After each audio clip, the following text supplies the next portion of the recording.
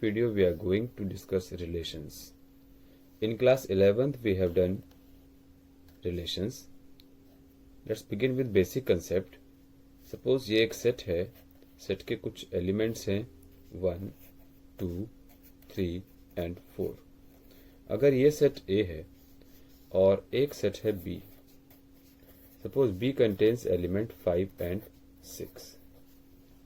Here number of elements in set A is 4 and number of elements in set B is 2. So Cartesian product of A into B will have 6 elements. Number of elements of A multiplied by number of elements of B. 4 into 2, 8 elements. It will have 8 elements. Now what are these 8 elements? यानी कि Cartesian product होगा क्या? Cartesian product is ordered pair of all elements of A and then B. Like 1 5, 1 5 का pair बना, फिर 1 का pair बनेगा 1 6 के साथ, 1 5, 1 6, नेक्स्ट होगा 2 5, 2 6, then 3 5, 3 6, then 4 5 and 4 6. तो इस तरह से पेयरिंग होगी and that will be Cartesian product. ये एक Cartesian product आ गया है A to B. अब इस A to B के Cartesian product में टोटल एलिमेंट्स आए हैं 8. Out of all these 8 elements, ये जितने भी 8 एलिमेंट्स हैं, if we write them in ordered pair form, यानी कि अगर इनको जनरल फॉर्म XY की फॉर्म में लिखते हैं, और अगर मैं ये कहता हूं कि XY belongs to this Cartesian product A into B, this implies ये जो पहला वाला एलिमेंट है X, that belongs to A, वो सेट A का एलिमेंट है, और जो दूसरा एलिमेंट है Y, that belongs to this second set B. ये ऑर्डर्ड पेयर का कंसेप्ट था. ये तो हमने किया A into B. इसी तरह से हम B into A भी कर सकते थे. B into A में ऑर्डर्ड पेयर में पहला एलिमेंट B का होगा, दूसरा एलिमेंट A का होगा. तो ये हो जाएगा 5 1, 5 2, 5 3 और 5 4. इसी तरह से 6 के साथ पेयरिंग की, 6 1, 6 2, 6 3 और 6 4. ये B into A आ गया. यहां हम देख सकते हैं कि A into B is not equals to B into A. They are not equal. A into B is not equal to B into A. Now sometimes questions comes about A into A. अगर हमें A into A करना हो या B into B करना हो, मतलब जो given set है उसका उसी सेट के साथ कार्टेशियन प्रोडक्ट, उसी के साथ पेयरिंग करनी है. अगर B into B की बात करें, B has 2 elements 5 6. इनकी 5 6 के साथ ही अगर पेयरिंग की जाती है तो दैट विल बी 5 5, 5 6, 6 5 एंड 6 6. यहां जो दोनों एलिमेंट है X और Y, they both belongs to B set. इसको हम वेन डायग्राम की हेल्प से भी समझ सकते हैं. This is set B, this is again set B, and if this set B contains 2 elements 5 and 6, 5 and 6, 5 and 6, so possible ordered pairs from B to B, ये भी B है, ये भी B है, B to B 5 5, 5 6, 6 5, 6 6. तो इस तरह से total number of elements in B into B becomes 4.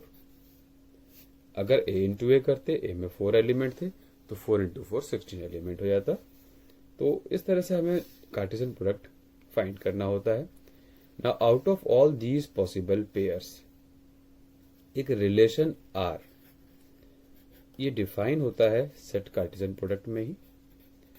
Relation में क्या होता है कि whatever you is given to you like X and Y, यहाँ X और Y का ये जितने भी ऑर्डर पेयर बने हैं, ये जितने भी ऑर्डर पेयर बने हैं, या यहाँ A into B में जो भी ऑर्डर पेयर बने हैं, इनका कोई रिलेशन दिया होता है. लाइक अब वो कुछ भी हो सकता है, like Y equals to 2X, ये एक रिलेशन हो सकता है. रिलेशन R कुछ इस तरह से हो सकता है, X and Y such that y is always greater than x for all x and y belongs to set A और B, जो भी कहा गया है, जो भी गिवन सेट है।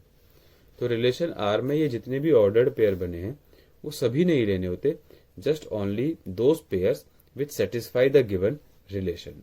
एक्स और वाई का जो रिलेशन है उसको जो भी सेटिस्फाई करेगा वो सभी उस रिलेशन में आ जाएंगे। सपोज एक एग्जांपल लेते हैं, सेट ए,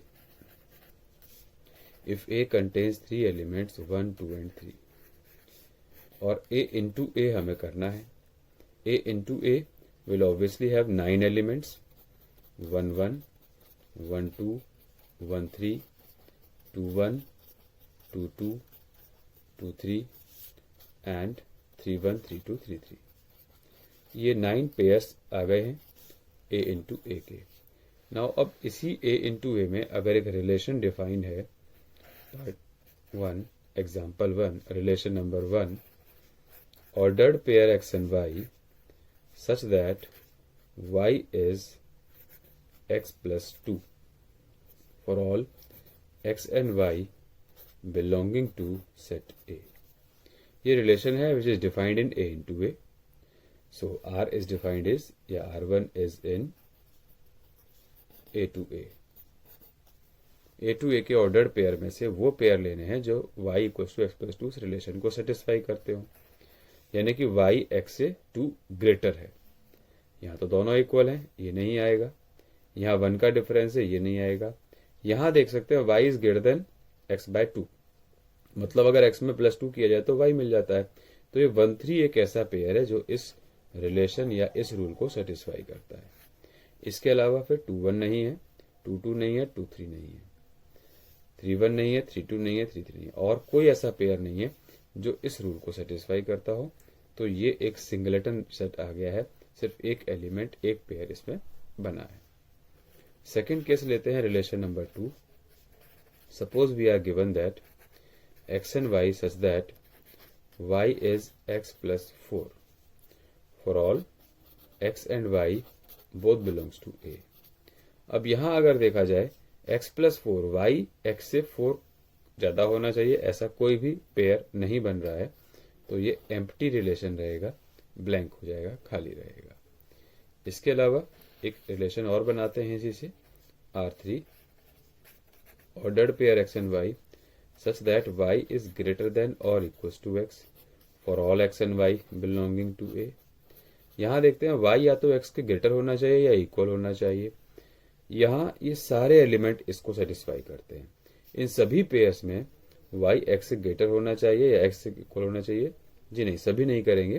2 1 नहीं है क्योंकि यहाँ x ग्रेटर हो गया y से, 3 1 नहीं है और 3 2 नहीं है, ये पेयर हमें रिजेक्ट करने होंगे। तो वो पेयर जहां पर y x से ग्रेटर है या इक्वल है, 1 1 है, 1 2 है, 1 3 है, 2 1 नहीं है, 2 2 है, 2 3 है, 3 1 3 2 नहीं होंगे और 3 3 होगा। सिर्फ ये पेयर्स आए, तो ये वो पेयर है जहां पर y is greater than x। तो इस तरह से हम देख रहे हैं कि एक कार्टेशियन प्रोडक्ट में से कुछ रिलेशंस डिफाइंड हो सकते हैं, but they all must be satisfying these condition, जो भी गिवन कंडीशन है, और पेयरिंग वही लेनी है जो सेट आपको डिफाइंड है। और एक रिलेशन कितना हो सकता है, वो एम्प्टी भी हो सकता है, सिंगलेटन एक एलिमेंट वाला भी हो सकता है, एक से ज्यादा वाला भी हो सकता है, और ऐसा भी कोई रिलेशन हो सकता है कि जिसमें सारे के सारे पेयर आ जाएं, सभी के सभी भी आ सकते हैं। मान लीजिए मैं एक एग्जांपल लेता हूं इस तरह का, R4 which contains x and y such that x minus y is an integer, की डिफरेंस कर रहे हैं, एक इंटीजर आना चाहिए। यहाँ कोई भी पेयर ले लीजिए, सबका डिफरेंस एक इंटीजर ही आता है, तो सब सबका इंटीजर एक इंटीजर ही आ रहा है। That means it will contain whole set A into A, पूरा का पूरा कार्टेशियन प्रोडक्ट आ गया, इसमें कोई भी पेयर बचेगा नहीं।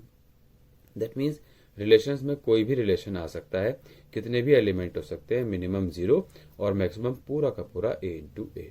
और नंबर ऑफ रिलेशंस, कितने रिलेशंस बन सकते हैं, is actually number of subsets, क्योंकि ये सारे इस पेयर के ही, इस कार्टेशियन प्रोडक्ट के ही सबसेट्स हैं। तो number of relations is number of subsets, और नंबर ऑफ सबसेट्स के लिए फॉर्मूला था 2 raised to the power n। तो number of subsets in A into B, अगर ए इंटू बी में हमें रिलेशंस फाइंड करने हैं, ए इंटू बी के number of relations in number of subsets in Cartesian product A into B, that is 2 raise to the power number of elements in A to B. अब A to B में जितने भी pair हैं उन सबको 2 की power में ले लीजिए, that will be your possible number of relation. जैसे यहाँ पर 9 पेयर्स बने थे, तो इस केस में ए इंटू ए के कितने रिलेशन बन सकते हैं, that answer will be 2 raise to the power 9, क्योंकि ये 9 पेयर बने हैं। तो इस तरह से हमें रिलेशंस के नंबर भी फाइंड करने हो सकते हैं। We can find number of relations and this is formation of relation. अब ये सब 11th का कंसेप्ट था। आगे आता है टाइप्स ऑफ रिलेशन, जो 12th क्लास का कंसेप्ट है। ये तो रिलेशन का फॉर्मेशन 11th क्लास का था। अब हम आते हैं 12th क्लास वाले कंसेप्ट पर, which is types of relations. There are 3 types of relations. Type number 1, reflexive relation. Reflexive relation की डेफिनेशन समझ लेते हैं पहले, फिर इसके कुछ एग्जांपल लेंगे। Suppose there is a relation R, कोई भी एक रिलेशन आर है, वो डिफाइंड है in a relation if in any relation ordered pair like XX belongs to R for every या for all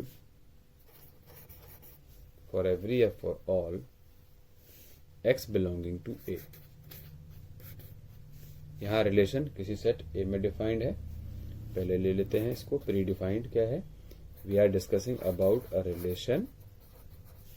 relation R in a set A.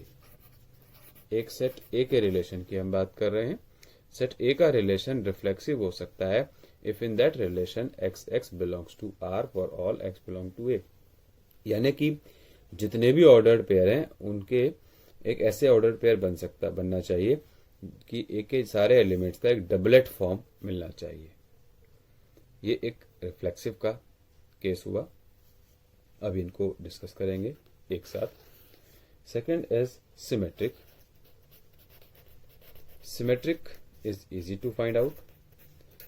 Symmetric relation में अगर कोई एक पेयर है, if x and y belongs to R, relation R में है, this implies then yx also belongs to R.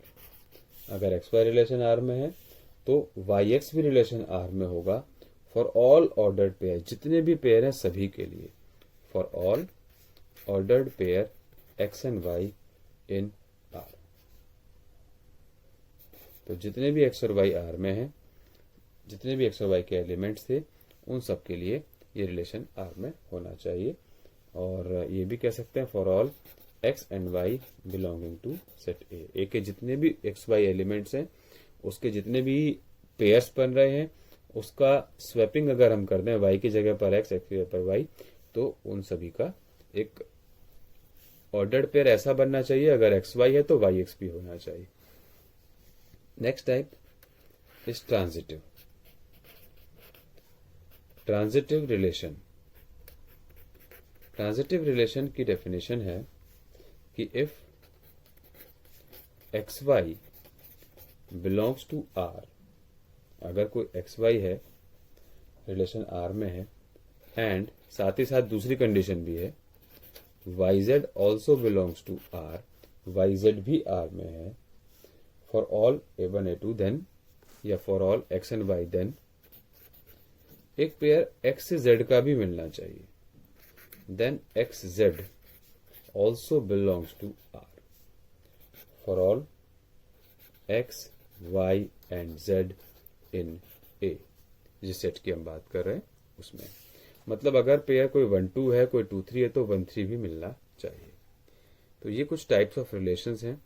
Reflexive में दोनों एलिमेंट सेम वाला पेयर जरूर होना चाहिए। सिमेट्रिक में एक्स वाई है तो वाई एक्स जरूर होना चाहिए।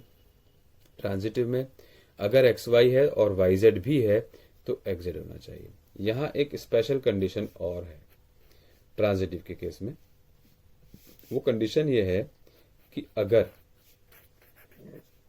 एक्स वाई तो रिलेशन में है, बट ऐसा कोई पेयर नहीं मिल रहा है कि वाई जेड रिलेशन आर में नहीं है। एक्स वाई मिल गया, बट इस वाई से स्टार्ट होने वाला कोई पेयर ही नहीं मिला, ऐसा कोई पेयर नहीं मिला।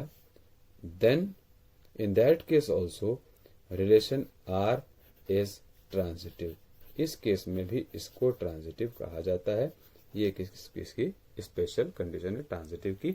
अगर कोई ऐसा पेयर नहीं बन पा रहा है जहां हम सेटिस्फाई कर पाए तो भी हम इसको ट्रांजिटिव ही कहेंगे। तो ये ट्रांजिटिव की कंडीशन हो गई है, एक स्पेशल कंडीशन और एक मेन कंडीशन। अब हम एक रिलेशन लेते हैं। मैं एक एग्जांपल लेता हूं।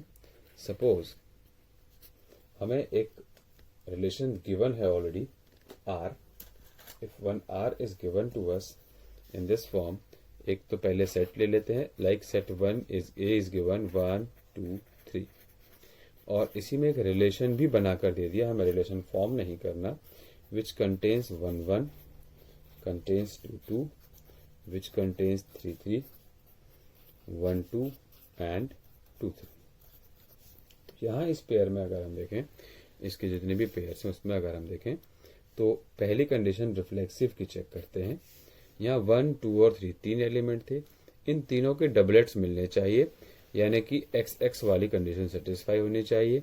1 का डबलेट 1 1 है, 2 का डबलेट 2 2 वो भी है, और 3 का डबलेट 3 3 वो भी है। बाकी एक्स्ट्रा एलिमेंट हो सकते हैं, बट अगर हमें इन तीनों के पेयर वाले सेम पेयर वाले एलिमेंट मिल जाते हैं तो हम कहेंगे इट इज रिफ्लेक्सिव। तो हम कहेंगे आर इज रिफ्लेक्सिव। आर एक रिफ्लेक्सिव है। Reason since 1 1 2 2 and 3 3 they all lies in R, क्योंकि रिलेशन आर में है तो ये रिफ्लेक्सिव है। अब सपोज एग्जाम्पल के लिए यहां पर ये 3 3 नहीं होता, एक अगर 3 3 हटा देते 1 1 2 2 तो था, बट 3 3 नहीं था, तो फिर ये रिफ्लेक्सिव नहीं कहा जाता। ऐसे ही अगर 1 1 नहीं होता तो भी रिफ्लेक्सिव नहीं था। ये 1 2 और 2 3 एलिमेंट हो भी सकते हैं, नहीं भी हो सकते, ये इनसे फर्क नहीं पड़ेगा रिफ्लेक्सिव में, हमें सिर्फ डबलेट्स देखने हैं। तो ये रिफ्लेक्सिव आ गया है। और इसमें सिमेट्रिक चेक करना है। जितने भी यहाँ पेयर है उन सबकी रिवर्स फॉर्म, अगर 1 1 है तो इसको अगर इंटरचेंज करते 1 1 ही रहेगा, वो तो ये खुद ही हो गया। 2 2 को इंटरचेंज किया तो 2 2 ही रहेगा, वो ये खुद है। 3 3 का इंटरचेंज तो 3 3 रहेगा। यहाँ 1 2 को इंटरचेंज करते तो 2 1 आता है, वो यहाँ कहीं नहीं है, तो इसकी वजह से ये कंडीशन फेल हो गई सिमेट्रिक वाली। 2 3 को भी चेक कर लेते हैं, 2 3 है बट 3 2 नहीं है, तो ये सिमेट्रिक नहीं है। तो यहां हम कहेंगे that R is not symmetric, ये सिमेट्रिक नहीं आया। अब ये सिमेट्रिक क्यों नहीं है वो रीजन देना होगा। हमें सारे एग्जांपल्स नहीं देने, सिर्फ एक एग्जांपल जहां कंडीशन फेल हुई है वही देना चाहिए। Since ordered pair 1 2 lies in R, but इसकी जो रिवर्स फॉर्म है 2 1, that does not belongs to R। क्योंकि 1 2 है बट 2 1 नहीं है, इसीलिए ये सिमेट्रिक नहीं है। अब ट्रांजिटिव की कंडीशन पर आते हैं। एक्स वाई होना चाहिए, वाई जेड होना चाहिए, तो एक्स जेड भी मिलना चाहिए। और अगर एक्स वाई है बट वाई जेड ही नहीं मिल रहा है स्पेशल कंडीशन, तो भी ये ट्रांजिटिव है। यहां हम इसको चेक करते हैं सिमेट्रिक को। 1 1 क्योंकि 1 से खत्म हुआ, इसको चेक करने की जरूरत नहीं है। 2 2 डबलेट वाले को चेक करने की जरूरत नहीं होती है। 1 2 है और 2 3 है तो 1 3 होना चाहिए था, वो यहां नहीं मिल रहा। जैसे एक्स वाई है, वाई जेड है, तो एक्स जेड होना चाहिए था, वो यहाँ नहीं है। तो इस केस में हम कहेंगे आर इज नॉट ट्रांजिटिव। अगर एक भी कंडीशन फेल हो जाती है, एक कंडीशन के फेल होते ही इज नॉट ट्रांजिटिव, ये ट्रांजिटिव नहीं है। तो ये ट्रांजिटिव क्यों नहीं है, इसका reason since 1 2 belongs to R and 2 3 belongs to R, but 1 2 है, 2 3 तो 1 से लेकर 3 तक भी जाना चाहिए था। 1 3 does not belongs to R, that's why this is not transitive, ये ट्रांजिटिव नहीं है। यहां एक एग्जांपल हमें दिया हुआ है। A is given 1 2 3, R is given 1 1 2 2, सिर्फ 2 ही पेयर है। तो सबसे पहले इसका रिफ्लेक्सिव चेक करना है, आर रिफ्लेक्सिव है या नहीं। जितने भी यहाँ एलिमेंट है सबके डबलेट वाले पेयर यहाँ मिलने चाहिए थे। 1 1 है, 2 2 है, लेकिन 3 3 नहीं है। सो 3 3 नहीं है, इसीलिए R इज नॉट रिफ्लेक्सिव। मतलब जितने भी एलिमेंट्स यहाँ सेट ए में हैं उन सभी के पेयर बनने चाहिए थे। Since 3 3 does not belongs to R and 3 was an element which was in A. 3 एक ऐसा एलिमेंट है जिसका डबलेट वाला एलिमेंट नहीं है, so it is not reflexive. अब हम सिमेट्रिक चेक करते हैं। 1 1 को इंटरचेंज करेंगे, 1 1 ये खुद है, 2 2 को इंटरचेंज किया, 2 2 ये खुद है, तो ये सिमेट्रिक है। R is symmetric. ये सिमेट्रिक क्यों आया? बिकॉज जितने भी पेयर हैं उनको अगर हम इंटरचेंज कर देते हैं तो उनका पेयर भी यहाँ एग्जिस्ट करता है। Since if XY belongs to R, then इनका अगर स्वैपिंग कर दिया जाए, इंटरचेंज कर दिया जाए, that is also in R, वो भी R में है, तो ये सिमेट्रिक हो गया। Next condition is for transitive. Transitive देखते हैं। ट्रांजिटिव में क्या था? अगर 1 2 है, 2 3 है तो 1 3 होना चाहिए। अगर जैसे हमने यहाँ भी क्या था, 1 2 है, 2 3 है तो 1 3 होना चाहिए था, नहीं हुआ। यहाँ देखें 1 1 है लेकिन 1 से स्टार्ट होने वाला कोई और एलिमेंट नहीं है। 2 2 है लेकिन इस 2 से स्टार्ट होने वाला कोई और एलिमेंट नहीं है। यानी कि जितने भी ये पेयर हैं ये सभी के सभी सेकंड कंडीशन पर आते हैं, जहां पर हमें पेयर बन ही नहीं रहा है, मिल ही नहीं रहा है। XY रिलेशन में है बट YZ रिलेशन में ही नहीं है, तो भी हम इसको ट्रांजिटिव कहते हैं, क्योंकि हम यहाँ पर कहीं ये प्रूव नहीं कर पा रहे हैं कि ट्रांजिटिविटी कहाँ फेल हुई है। So R is said to be transitive.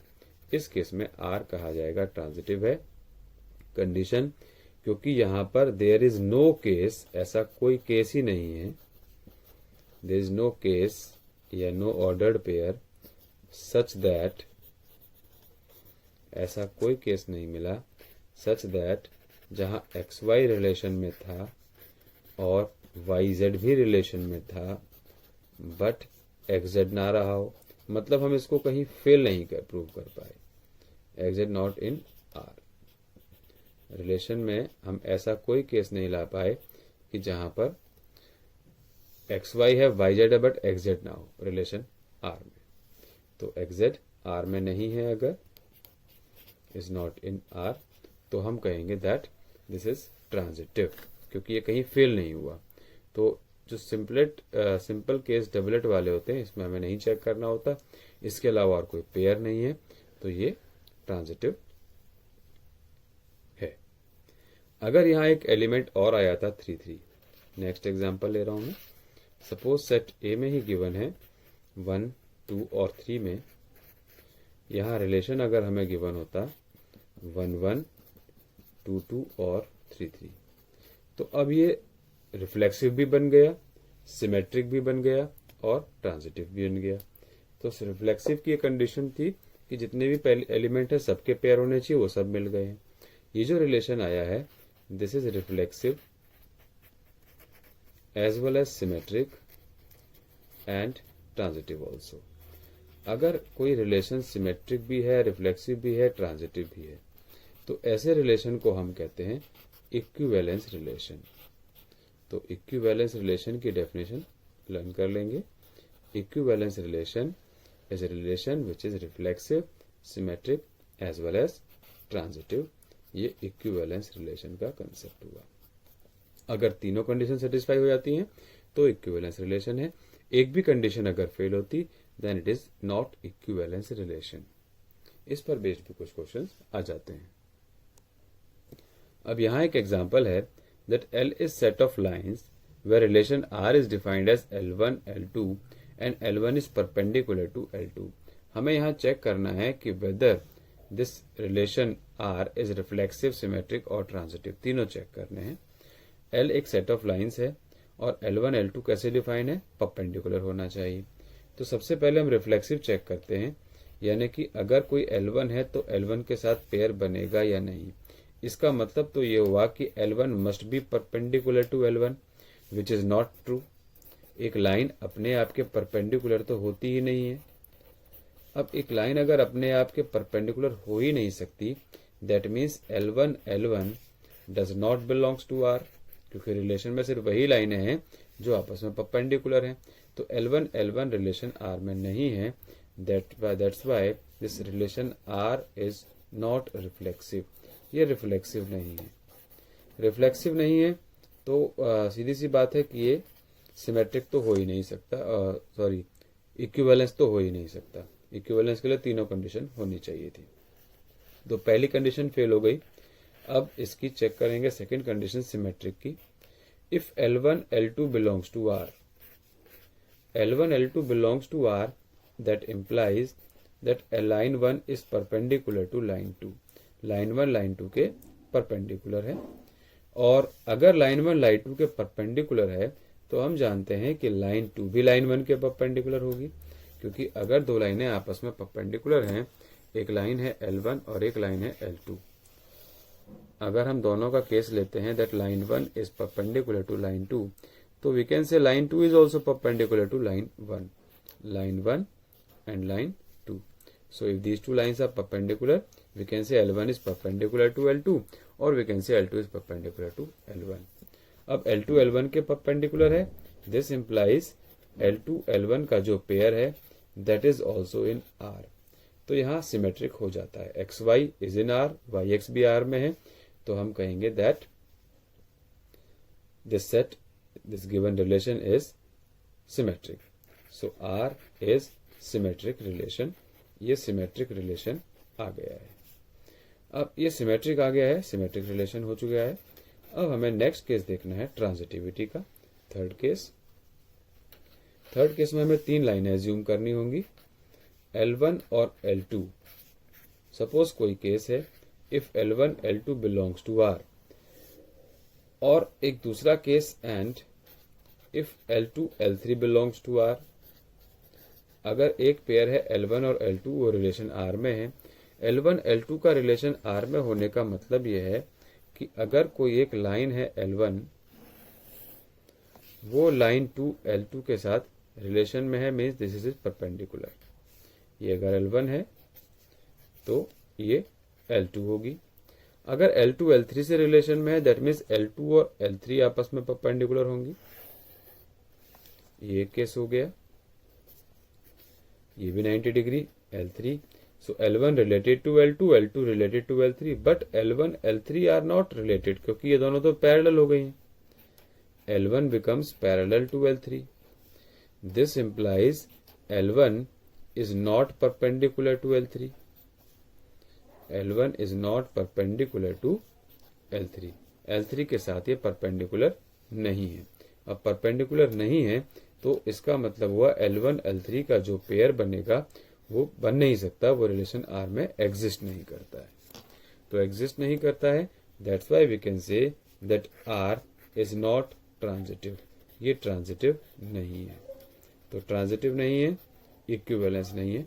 Equivalence के लिए तीनों होने चाहिए थे, ये रिफ्लेक्सिव भी नहीं आया, ट्रांजिटिव भी नहीं आया, सिर्फ एक सिमेट्रिक का केस आया। सिमेट्रिक है, रिफ्लेक्सिव नहीं है और ट्रांजिटिव नहीं है।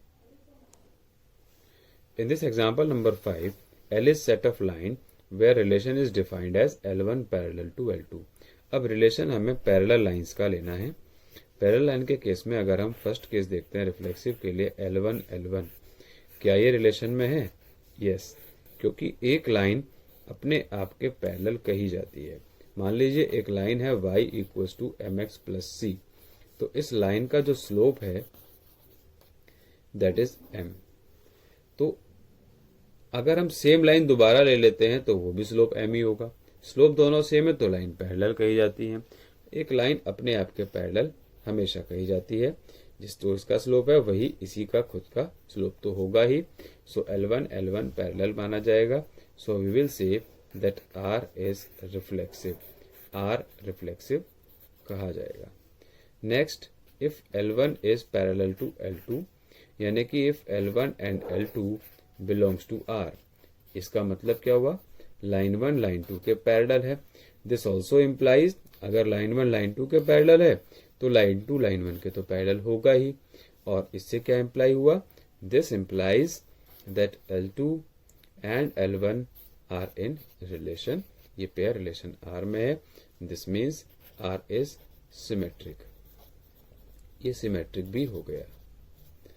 अब आते हैं थर्ड केस पर। हमें 3 पेयर लेने होंगे, यहाँ पर चेक करने होंगे। If L1 and L2 is in relation R, इसका मतलब लाइन 1 लाइन 2 के पैरेलल है। एंड साथ ही साथ दूसरी कंडीशन भी ली गई, if L1 and L3 are in R, L1 L2 L3 का पेयर भी अगर R में है, यानी कि लाइन 2 और लाइन 3 पैरेलल है। इन दोनों से हम कंक्लूड कर सकते हैं कि अगर L1 लाइन 2 के पैरेलल है, लाइन 2 लाइन 3 के पैरेलल है, this implies line 1 is parallel to line 3 also, and this implies line 1 line 3 का पैरेलल भी रिलेशन में है और ये ट्रांजिटिव भी हो गया। तो अगर कोई 2 लाइनें पैरेलल हैं, line 1 line 2 parallel, line 2 line 3 parallel, तो लाइन 1 और लाइन 3 तो पैरेलल होगा ही। So this way we have prove that this is transitive also. अब क्योंकि ये रिलेशन रिफ्लेक्सिव भी है, सिमेट्रिक भी है, ट्रांजिटिव भी है, so this relation would be said to be equivalence relation also। ये equivalence relation भी है। equivalence relation तभी कहा जाएगा जब ये तीनों conditions को satisfy करता हो, reflexive, symmetric और transitive तीनों हैं तो equivalence है। एक भी condition fail तो ये equivalence नहीं है। क्वेश्चन नंबर 9 है एनसीईआरटी का, exercise 1.1। Set A is given, integers का सेट है और 0 से लेकर 12 तक के सारे इंटीजर्स लेने हैं। We have to check whether R A to B, A minus B का मॉडुलस इज मल्टीपल ऑफ 4 और नॉट। तो ये मैं एक केस एनसीईआरटी का है बट इसको थोड़ा सा वाइड कर देता हूं। सपोज हमें सेट सिर्फ दिया हुआ है, जो सेट ए है दैट इज जेड, यानी कि सेट ऑफ इंटीजर्स। यहाँ एग्जाम्पल सिर्फ 0 से 12 तक का था, बट अगर ये इंटीजर्स का होता तो हम क्या करते, या तो 0 से 12 तक के सारे पेयर हम चेक कर सकते हैं। अब अगर अनबाउंडेड या इनफाइनाइट सेट आ गया तो हम क्या करेंगे, ये एक जनरल केस लेते हैं। पार्ट 1, ए माइनस बी का मॉड मल्टीपल ऑफ 4 है या नहीं ये चेक करना है। सबसे पहले रिफ्लेक्सिव के लिए दोनों एलिमेंट सेम लिए। अगर ए होता है और यहाँ हम पुट करते हैं तो वो a माइनस ए का मॉडुलस हो जाएगा, जो कि हमेशा 0 है। तो क्या 0 मल्टीपल ऑफ 4 है? जी हाँ, we can always write 0 as 4 into something. Multiple of 4 कहा जाएगा, 0 सभी नंबर का मल्टीपल कहा जाता है, 4 का भी हो सकता है, 5 का भी हो सकता है। तो विच इज ट्रू, ये ट्रू आ गया। अब ये ट्रू आ गया है, that implies, so we can say that relation R is reflexive. यानी कि कोई भी नंबर ले लीजिए, उसको हम सेम नंबर से माइनस करते हैं तो 0 मिल रहा है, और 0 तो 4 का मल्टीपल होगा ही, रिफ्लेक्सिव ये आ गया है। अब लेते हैं ए बी वाली कंडीशन।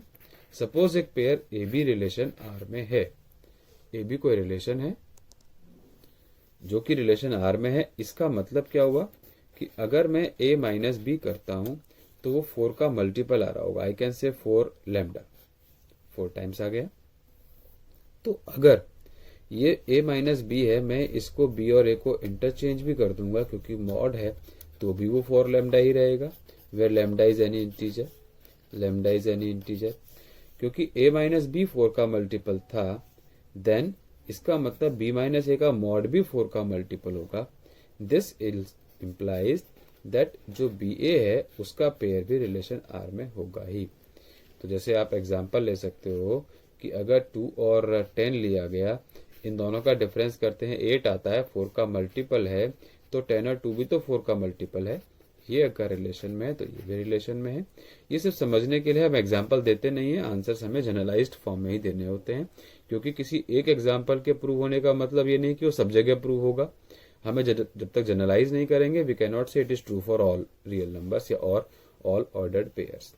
तो यहाँ क्यों, तो हमें एग्जाम्पल नहीं देना होता है, हम सिर्फ जनरलाइज्ड फॉर्म में दे रहे हैं। ए बी रिलेशन में था, बी ए बी रिलेशन में है, so we will say that R is symmetric. जो रिलेशन आर है वो सिमेट्रिक भी है। Next case, third case is for transitivity.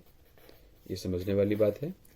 अगर A B belongs to R है, this implies A minus B का mod, we can say 4 times of M, where M is any integer. जैसे अभी lambda लिया था, मैंने एम ले लिया। नेक्स्ट, इफ दूसरा पेयर भी लिया, B and C are also in R, this implies that B minus C का जो मॉड होगा ये होगा 4n, where n is again an integer. तो ये जो a माइनस बी है, हम इसका मॉड हटाना चाहें, इक्वेशन 1 से we can say a minus B is plus और माइनस 4 टाइम्स ऑफ m। ऐसे ही b माइनस सी को मॉड हटाकर हम लिख सकते हैं प्लस माइनस ऑफ 4n। ऐसा क्यों किया? क्योंकि मुझे भी a और c का पेयर बनाना है। तो अब मैं अगर a माइनस सी चेक करता हूं, क्योंकि ए सी का पेयर तभी बनेगा जब ये भी 4 का मल्टीपल होगा।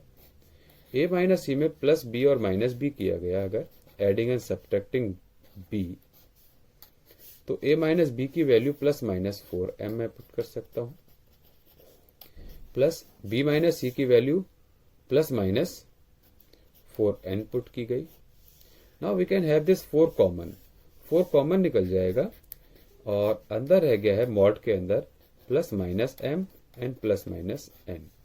तो 4 का मल्टीपल तो आ ही गया, क्योंकि m और n इंटीजर थे।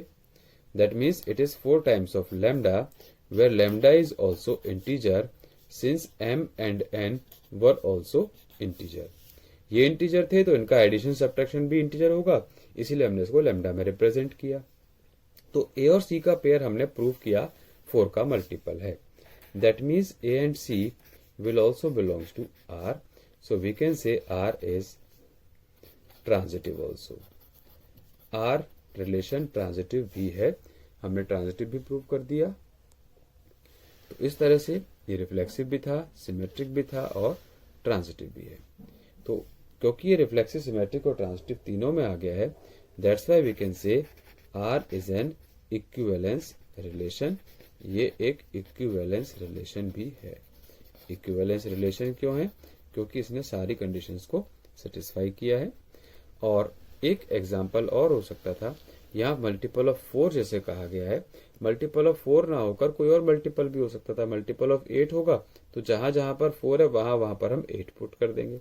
मल्टीपल ऑफ 10 प्रूव करना है तो जहां जहां पर 4 है वहां पर हम 10 पुट कर देंगे। क्वेश्चन नंबर 8 में इवन नंबर प्रूव करना है। सेम क्वेश्चन है बट a माइनस बी को मल्टीपल ऑफ 4 नहीं, इवन नंबर। लेकिन इवन नंबर क्या होता है? मल्टीपल ऑफ 2 होता है।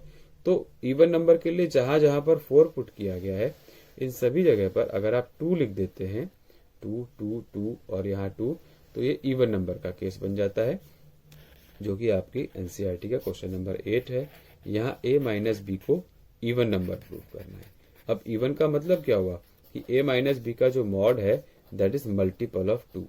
तो ये जैसे 4 का मल्टीपल वाला केस किया है, सेम एज मल्टीपल ऑफ 2 वाला भी आप कर सकते हैं। तो सेम एज अबव, इस तरीके से क्वेश्चन नंबर 8 को किया जा सकता है। तो ये एक केस हो गया। सेकेंड पार्ट पर आते हैं। Second part is very easy. यहाँ कहा गया था a इक्वल्स टू बी। अब a इक्वल्स टू बी है तो ऑर्डर्ड पेयर बनाना बड़ा इजी होगा। क्वेश्चन नंबर 9 का ही सेकेंड पार्ट।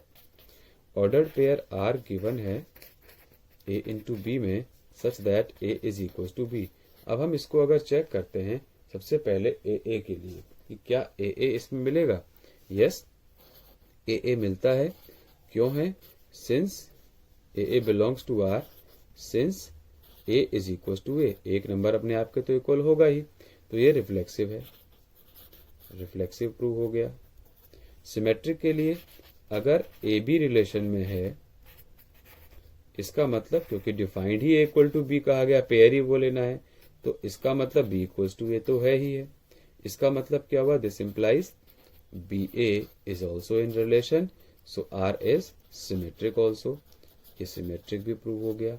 अब ट्रांजिटिव की कंडीशन पर आते हैं कि अगर A और B रिलेशन में है and B and C are also in relation, इससे आया A इक्वल्स टू B, यहाँ से आया B equal to C, this combinedly prove that A is also equal to C। अगर A B के इक्वल है, B C के equal है, तो A और C भी इक्वल होंगे।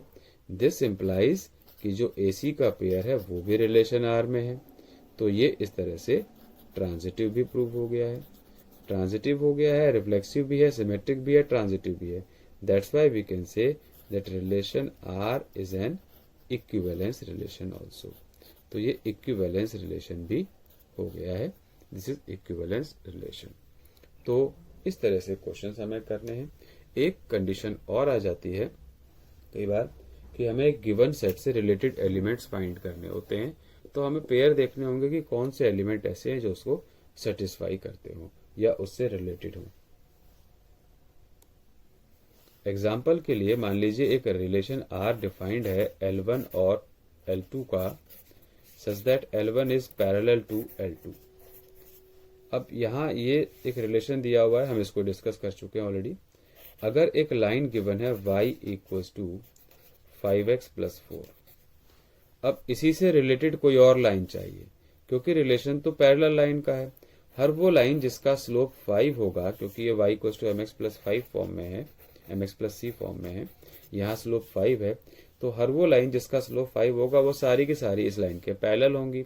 तो कोई भी लाइन जो इस फॉर्म में होती है y equals to 5x plus constant कुछ भी हो सकता है, we can say c, where c is any real number. So इस लाइन से रिलेटेड ये सारी लाइनें हैं, we can say this line is related to this. Related क्यों है? क्योंकि ये पैरेलल है। एक और एग्जांपल लेते हैं। सपोज रिलेशन R दिया हुआ है T1 और T2, ये दो ट्राइंगल हैं, such that triangle 1 is similar to triangle 2, similar to triangle 2।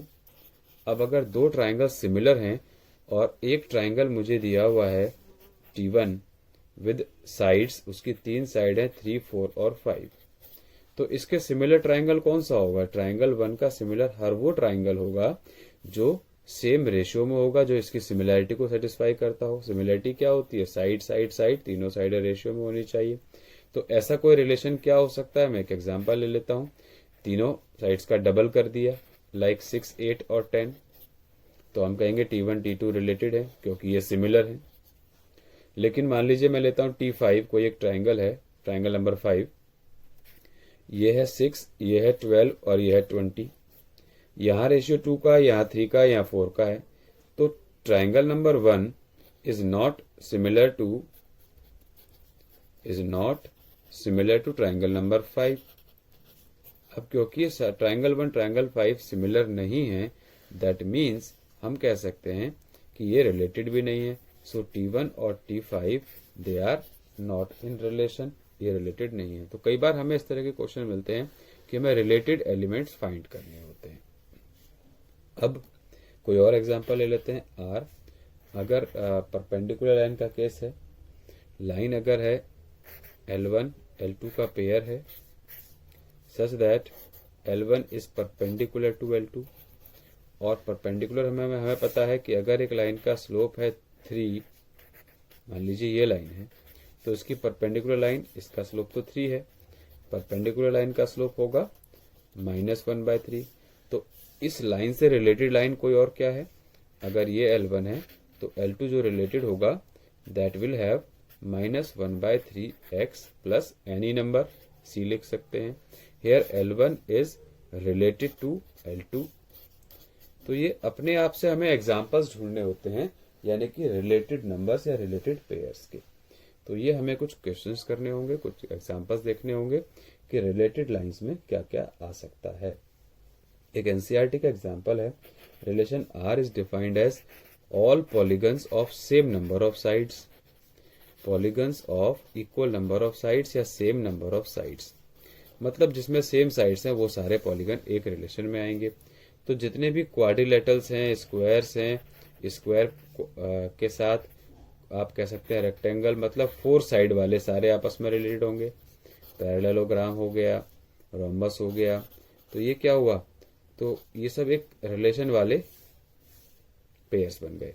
लेकिन क्वेश्चन में ये है कि एक कोई ट्राइंगल दे दिया गया जिसकी साइड्स है 3, 4 और 5। अगर हमें इससे रिलेटेड पेयर चाहिए, हमें ट्राइंगल की साइड्स क्या है उससे कोई मतलब नहीं है, हमें देखना है कि यहाँ नंबर ऑफ साइड्स कितनी है, क्योंकि रिलेशन नंबर ऑफ साइड्स पर डिफाइंड है। नंबर ऑफ साइड्स है 3, तो हर वो पॉलीगन या हर वो ट्राइंगल जिसकी 3 साइड है, ट्राइंगल की 3 साइड होती हैं, वो सभी इससे रिलेटेड होंगे। तो इसमें रिलेटेड क्या क्या है? ऑल ट्राइंगल्स, सारे ट्राइंगल्स। क्यों? क्योंकि यहाँ रिलेशन डिफाइन था same number of sides. Same number of sides की बात की गई है। ये क्वेश्चन नंबर 13 है एनसीईआरटी का, जहाँ पॉलीगन्स को, सेम नंबर ऑफ साइड्स वाले पॉलीगन को एक रिलेशन में लेकर चलना है, एक रिलेशन मानकर चलना है। तो इस तरह से हम एक गिवन एग्जाम्पल से रिलेटेड दूसरे एग्जाम्पल्स दे सकते हैं और आइडेंटिफाई कर सकते हैं। तो ये हुआ रिलेशंस टॉपिक, रिलेशंस के 3 टाइप्स और इक्विवेलेंस रिलेशंस। एक्सरसाइज 1.1 अब आप प्रैक्टिस कर सकते हैं, प्रैक्टिस कीजिए। That's it in this video. Thank you very much.